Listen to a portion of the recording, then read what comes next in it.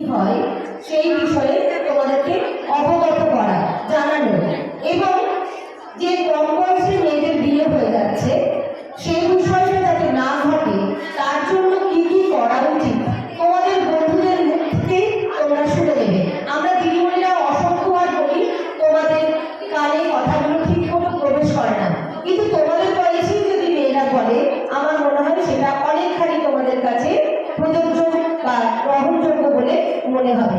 তাই আমি দেখে নেব প্রথমে অলিভিয়াকে। অলিভিয়া ক্লাস 8 এ সেকশন, সে এখন 9 হবে।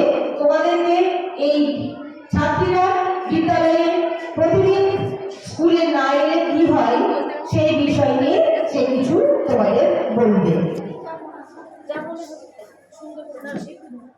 হ্যালো, চন্দ্রানী দিদিমণি যেটা বললেন সেটা হচ্ছে তোমাদের মধ্যে কেউ বললে তোমাদের কাছে গ্রহণযোগ্য হবে, এই ভাবনা থেকে কিন্তু কন্যাশ্রী যোদ্ধা তৈরি করা হয়েছে স্কুলে স্কুলে, এবং অলিভিয়াও একজন কন্যাশ্রী যোদ্ধা।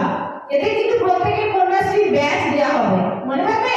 সেই ব্যাচ কিন্তু আমরা সবগুলো ফেরত পাইনি, সেটাই শতাব্দী দিদিমণি বলে গেলেন। কন্যাশ্রী ব্যাচগুলো অবশ্যই ফেরত দিয়ে দেবে শতাব্দী দিদিমণিকে। আর এই অলিভিয়া কন্যাশ্রী যোদ্ধা হিসেবে কন্যাশ্রীর কিছু সমস্যা এবং সমাধানের উপায় তোমাদের বলছে।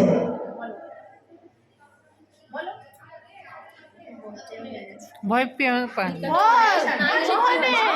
এগিয়ে যে স্কুলে না আসলে কি হয়, স্কুলে না এলে কি কি হতে পারে, কি কাঁপছে জয়িতা বলতো, জয়িতা বল, জয়িতা যা প্রিয়া বলতে জয়িতা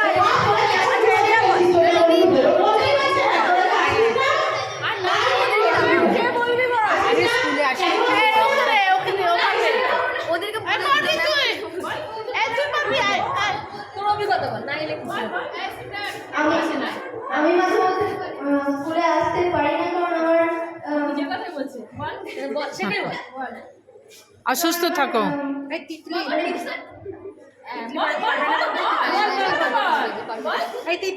আমার বাড়িতে বাবা মা কালু ঠাম্মা আর একটা বোন আছে, তো বাপি ব্যস্ত থাকে আর সারাক্ষণ কাজে ব্যস্ত থাকে, আর মা আমাকে দেখার তো সময় পায় না। তাই প্রত্যেকটা সাবজেক্টেরই আমার একটা টিউশনের মাস্টার আছে, তো তারা বুঝতে চায় না